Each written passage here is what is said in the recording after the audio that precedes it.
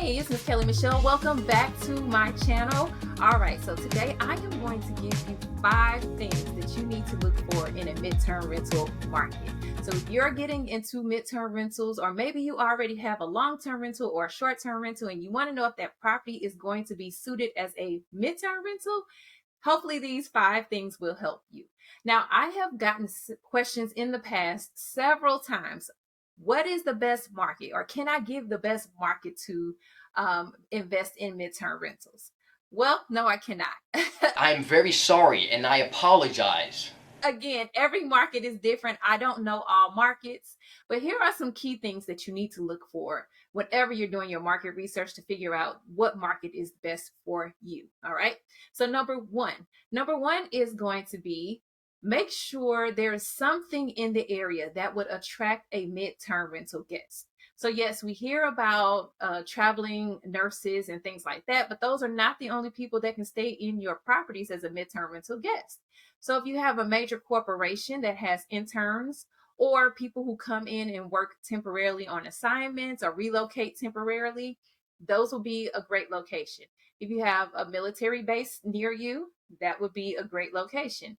If you have anything else, maybe entertainment wise, if your area is known for having movies or TV shows shot in those areas, that would be an opportunity for a midterm rental guest. If you live by the airport or some type of major construction area where people are coming in town to do work, that would be a great location. All right.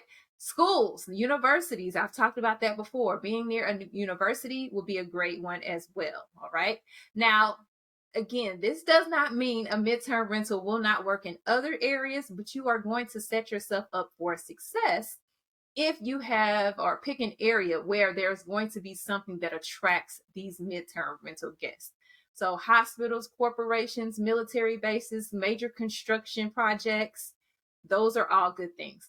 Now, also, there are some manufacturers or like companies that are maybe have warehouses or things like that that bring in temporary work, then that would be a great place. But these are things where you have to kind of poke around and know the area.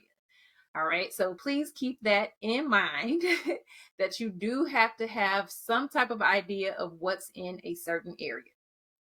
All right, number 2, when analyzing a midterm rental market, make sure you know what the demand is. Okay, so if you look out there, do your market research, and you see that the demand is basically for 1 or 2 people, okay, these are the type of guests coming into the area, you know you don't need a large property.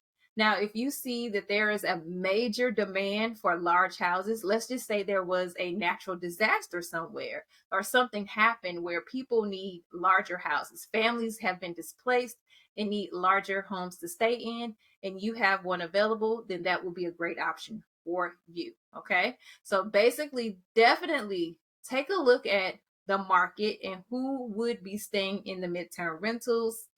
That determines the size of the property that you would need. Okay. All right. Number three would be running your numbers. All right. Now, whether you are buying or doing rental arbitrage, that's 2 sets of different numbers, because if you own a property, you're going to make more money off of that versus if you do rental arbitrage. But before you lock down any property, you need to know upfront if that property is going to work for you and it's going to give you a desired profit, which is where you need to run your numbers before you buy that property or before you lease that property for rental arbitrage. So keep that in mind. All right, number 4, it's always a great thing to have a property where there are stores and restaurants where people need on a regular basis, or that people need on a regular basis. So number 4 would be having a area or having your property in an area where it's easily accessible for restaurants and grocery stores, big box stores, things like that. These are things that people need to use on a regular basis and will be going to on a regular basis outside of going to work. So you don't want your guests to have to drive super far to get to a grocery store or a big box store to pick up what they need. Okay. If it's something in the area, that would be the best within at least 10 to 15 minutes. that would be the best. So look for those areas that have those things available, those restaurants, those grocery stores, those big box stores. If you have or you live in an area or have a property in an area that is maybe like a food desert, meaning there aren't any grocery stores anywhere around for maybe, a couple miles, let's just say more than 15, 20 minutes, that may be a food desert, okay? That may not be the best location for a midterm rental. Also, speaking of food deserts, because normally food deserts are going to be in areas that are not as desirable as others, but make sure wherever you have your midterm rental, it is a safe neighborhood, safe and quiet. Those are the two top things that people want. They want safety and they want it to be quiet, because you don't know what time of day these people work. They may work overnights and they need to sleep during the day. So that would be something that is very, very key whenever you're looking for your midterm rental. So I just gave you five key points and things you need to consider whenever you're looking for your new midterm rental location. All right. So make sure, don't just jump in, set yourself up for success. When you're out there looking for properties for your midterm rental, think about what I just gave you. Unfortunately, no, I can't tell you the best area to go into as far as investing into midterm rentals, because again, like I said before, I don't know the entire United States. I don't know all of the markets. I am not the person to do that. You definitely have to do your own research, but that starts with identifying those areas for different cities that will attract midterm rental guests. That's where you start.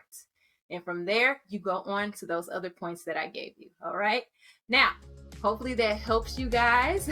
If you need more help regarding your midterm rentals, I do have my online self-study course, the Cash Flow Through Midterm Rentals course, that will give you all of the information you need to get your midterm rental up and running. All right. It gives you places to list your midterm rental. It gives you all of the templates and everything else you need to know or have to get your business up and running successfully. Okay. So we have that available. Also, some other educational options are available as well. You can check out my website. Those links are going to be in the description below. And if you want to join the membership here on YouTube, or if you want to join my private membership, those links are going to be below as well. Okay. All right. Well, I hope you guys got some benefit from this video, and I will talk to you guys later with more information about midterm rentals.